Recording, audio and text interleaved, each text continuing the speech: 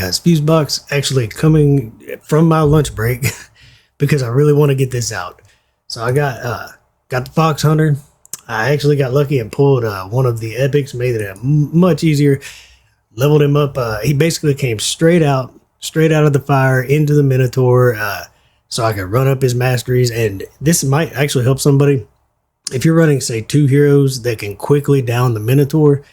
It will actually get you all of your scrolls and just about perfectly level you up to 550 along the way.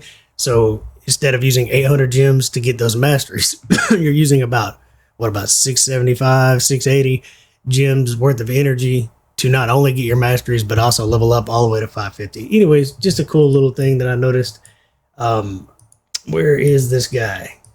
I might not have finished him out yet, but if I didn't, I'll do it real quick. He's right at it. Let me finish him out real fast, and then we're going to dive into his passive because I'm very curious about that. Okay, so he's not built perfectly yet, but basically I just need to roll up this weapon, these boots. I'll have a decent amount of speed, I think around 190. I'll have a lot more attack. I can put some more glyphs on him, but this is a strong, decent build, right? We got 270 crit rate damage, 100% crit rate before masteries, so we're going to talk about that. And we should end up close to 5,000 if I ever glyph him out and do all that, but I'm out of silver. So the reason I'm not putting him in Savage, he's worth it. All 3 moves are definitely top tier attacks. 2 are single target, 1 is AoE. But we do want to have good accuracy because a lot of his use comes from his A3. He actually locks out the entire team on a hard-hitting nuke. Excellent ability. This one's guaranteed to place a stun if it doesn't kill people, but it's very good at killing people. If you ever get Yumiko, he'll just keep repeating this. It just resets the cooldown and grants an extra turn if she's on your team. So this will be amazing. If you ever get Yumiko, this guy's ridiculous. A1 solid, 3 hits. They hit hard. When they add up, he places weaken. Could even be put with Giant Slayer and used on the clan boss to keep weaken down. I used to do that with one of the starter heroes. Definitely something you could do if you're hurting for heroes. But if you've been looking for a nuker, you definitely found one. You found one with utility if you can get and a pretty cool aura, 20% in all battles if you're struggling to get 100% crit. This is what we're fixing to dive into, though. Deep dive into this. It's kind of messed up the way this is worded. Damage inflicted by this champion, I like this, cannot be decreased by enemy passives. So Duchess is supposedly not going to affect his damage. Things like that. Maybe Coffin Smasher on the team won't make his AoE do 5% less damage on everybody. Or Masteries. Same thing for Masteries. Masteries, like in the defensive tree, take less damage from AoEs. Things like that. He'll ignore those. That's good. Except for passives that are on bosses. Of course, it'd be probably too much there. We like that. But read this. The damage inflicted by this champion cannot be increased by either this champion's masteries or any ally passive skills. So if you bring Gurk, it's supposed to not increase his damage. And if you can still debuff them to do more damage, but let's look at his masteries. If you take masteries, such as when you're building a nuker right here, increase your damage by 8% for the first hit, trying to kill people in arena. This is supposedly not going to increase his damage. So we're going to test. I'm going to slowly build these out. We're going to take the extra attack. I've already got crit rate on him. But we're not going to take these yet, because if we take this, it increases his damage by 5% with full HP. It should not affect him. So we're going to test that real quick. Let me find some wave where we can go in, see the kind of damage he does about 3 or 4 times, then start adding masteries and see if they do not help, because this may affect how you build it. Let's dive into normal Doom Tower, because it's a great place to test his actual damage without me wasting a bunch of energy. So here we're going to just real quick pop in. We'll go ahead and debuff them, because all the other things you do, like bring Bad Alcazar, Gurk Tuck, that should not affect him. We'll test that too. So let's get in here. Let's test his damage several times. All right, here we go. We're going to debuff him. We're going to slow it down, and we're going to do his AoE. So we're doing 44 to 65,000, somewhere in there. Basically, I'm going to do this several times to see exactly how much damage we're doing before we add masteries. So let's just replay that. It should do this on full auto, so we're going to debuff them. and we're looking at about the same, 57 to something. So I mean, and the same thing for his other moves. They hit hard, but we're just gonna do this 3 or 4 times. We want to know what a good average of damage is. So about 60,000, 57, 60,000 seems to be about right. Let's kind of watch it one more time. Okay, we see his damage. It's ranging from 45,000 upwards of 60,000. So let's get out of here.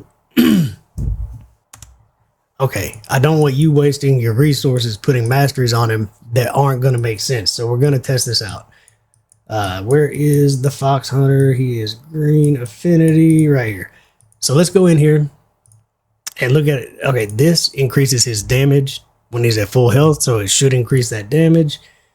And then we want to get over here. So again, shields will increase damage. That's good for arena too. That should not increase damage. This should not increase damage. The first hit, making it an absolute nuke. Things like this should not increase damage the way I'm reading it. So we're not stunning anybody, but this as well should not increase damage. We'll figure out how to use this to our advantage, but right now it's kind of like an ugly debuff or a nerf compared to the other part of his passive. So this should not affect this. This should not affect this. This should not affect that. We could pretty much stop right there because things like crit damage and helm smasher will affect it. So now we're supposed to have increased damage enough to notice without question. So we go back, right? We go back in. Let me go find that. Here we go. This is with increased damage from masteries. Nothing else. I didn't take increased crit damage or anything like that. That way we're doing a fair test on will his damage do more here. And that looks about the same to me. Let's run it 2 or 3 times. It's kind of a bummer. You can't increase him in the ways that you normally would. Let's run it a couple times.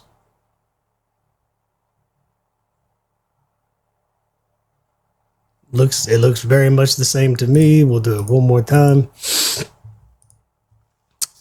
That's kind of a bummer, right? He still hits hard. Don't get me wrong. It's just you can't play around and increase that damage. Okay. So it's definitely not really increasing the damage.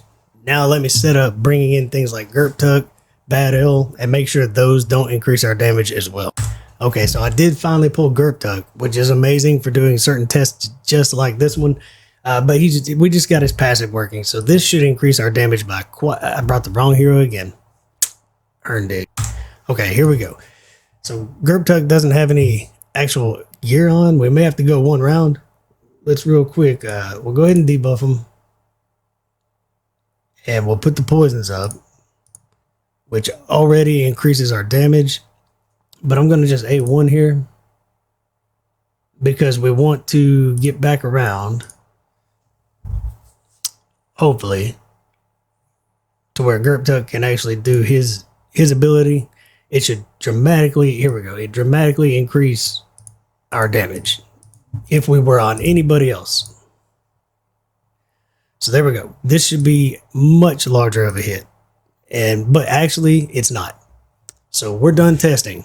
The passive definitely nerfs you on one side, buffs you on the other. It's up who you're up against. So this guy's going to be great against duchesses, things like that.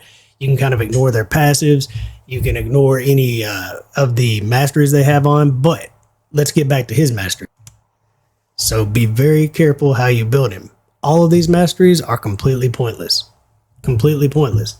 So other than getting increased attack and helm smasher, we're going to be looking for all kinds of different abilities, more defensive abilities, possibly getting him, more accuracy. So unfortunately, that's why I'm doing this test. That is no good. So I'm going to think this through carefully. Okay, these are almost the only useful abilities or masteries for him to use in the tree getting to Helm Smasher. Getting a shield as he goes, he can go ahead and increase his cooldown, he can gain speed as he kills people, and heal up when he's below 50% HP. The rest aren't going to help him, so pay attention when you're building him. Let me check into the support and defense tree. I've got enough accuracy. If you didn't, of course, you can go through here, increase the debuffs, which I still might do with Master Hexer. It's definitely a cool way to go when you're locking out abilities, but you could definitely, for arena, make this guy tankier or go for resistance, because he does decreased damage coming in. He just can't increase damage with masteries. So you can take some of the regular abilities that you normally would, go into, you know, we can actually take Cycle of Revenge, try to get back to those moves. You're going to want to be careful that, you know, generically for Arena, I'm kind of looking at this and I'll have to decide.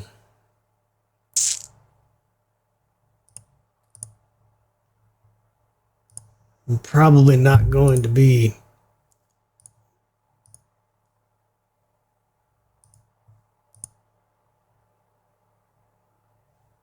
There's not a whole lot of useful. You're going to want to build this guy differently. I wanted to make sure you knew that before we go into using him. A lot of these aren't going to do me so much good. We'll start here because a lot of these are not going to help us. Let's get into the arena. How fast do I got this guy? I need to roll up his speed boots. Let me check. Right now he is at 170 and I haven't glyphed him. Let me see if I can sell some stuff and roll these boots up. Gotta love RSL Helper. The quick rolls. So real quick, I'm going to roll these up. If I have enough, I'm going to try to roll up his weapon so that we're actually getting some use out of him. I'm not going to glyph him out right now. We're going to get into arena if I can get the speed on him. Good grief with the luck I'm having. And we'll try him out. Okay, I got to put him on a team. This is his first run really anywhere, and we'll see how this goes. I'm going to play it safe. He's going to be my backup nuker in case bombs miss. We're going to up against a couple of heroes that might be high resistance. And we are going to be dealing with Skull Crown coming back at us. But on full auto, hopefully he does use his A2. He does. We locked out Skull Crown. She can still A1, but at least we don't take that big hard-hitting move.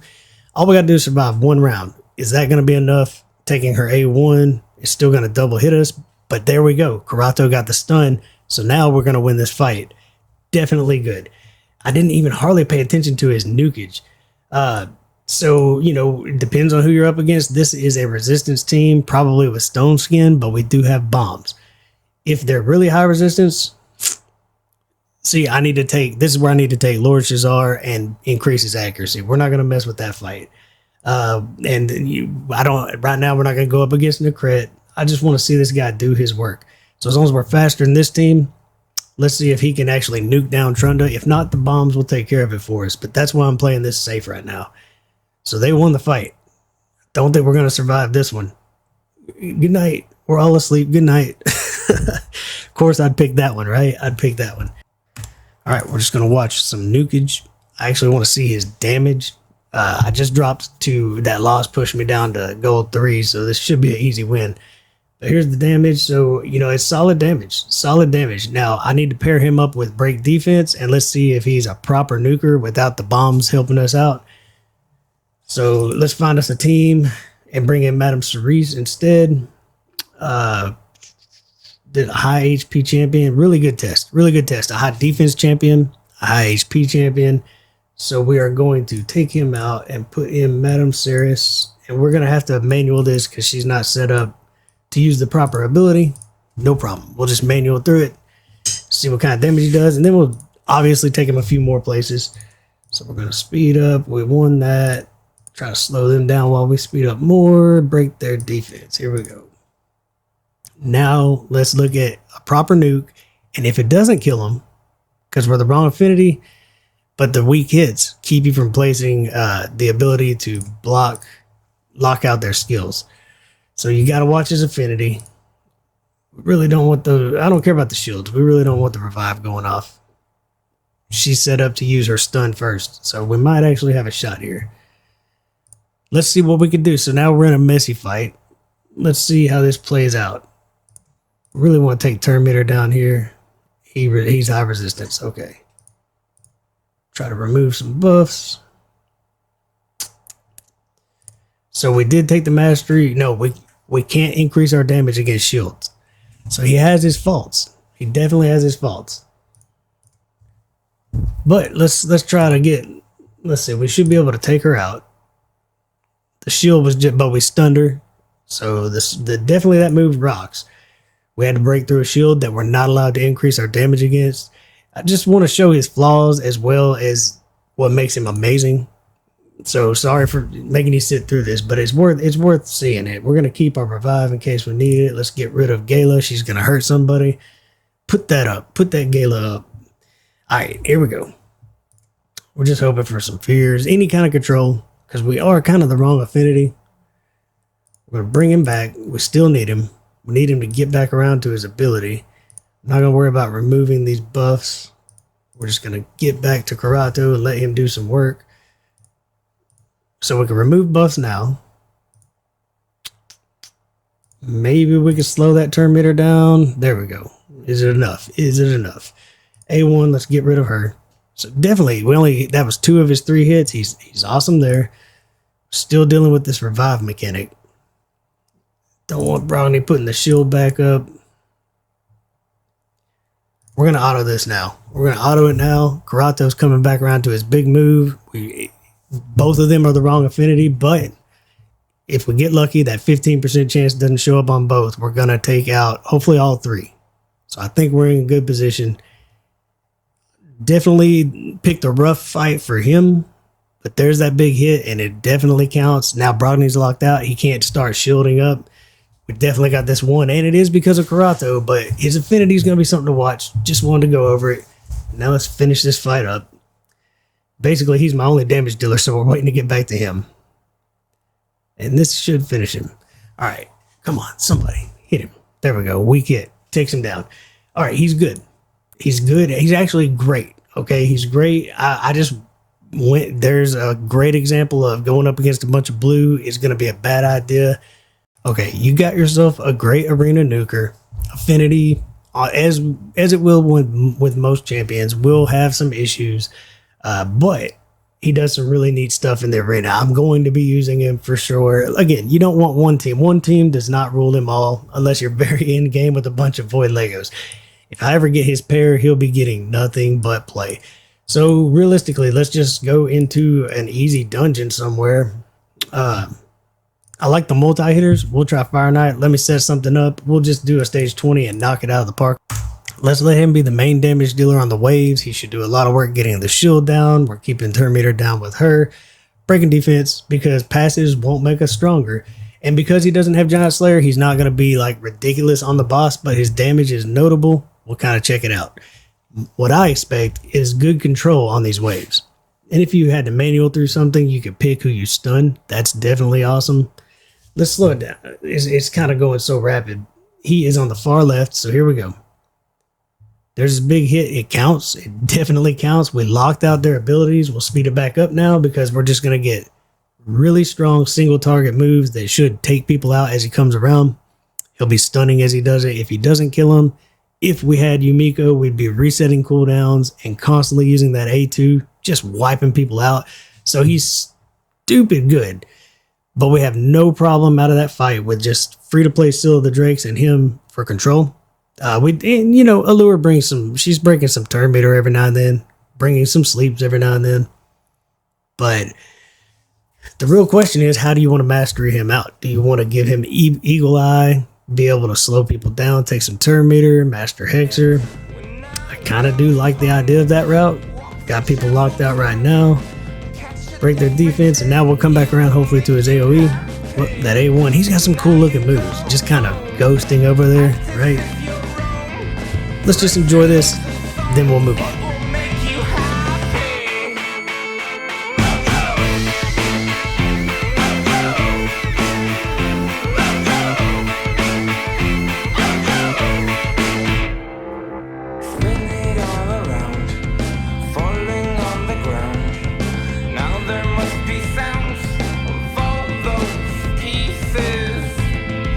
Searching but can't be found.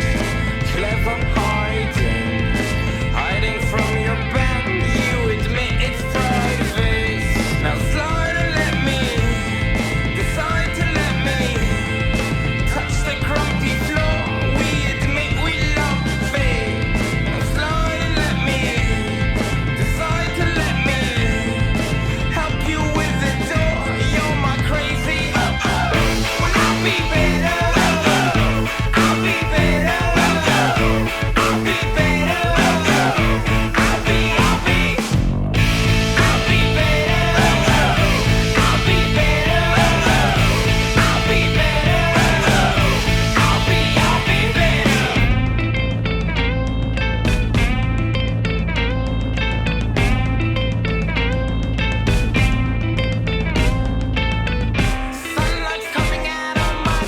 I actually like that he brings weaken, because if you don't have Lydia, you can bring anybody for defense down. He does bring weaken. This is without books.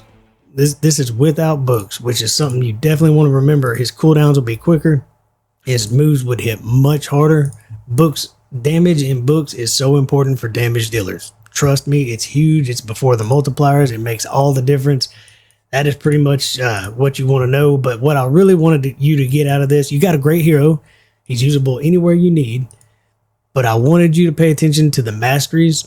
And again, the books would change everything here. We would have a guaranteed chance. We're at 80% right now. 20% more damage on that AoE.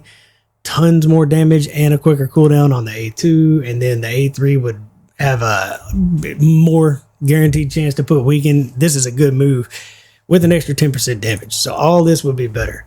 But this is where you're going to want to be careful. Anyways, I wanted to go at him from a different angle. I know he's good. You probably know he's good. And everybody's fixing to put out a video. So I wanted you to see how you got to carefully master this guy. Until next time, enjoy the grind.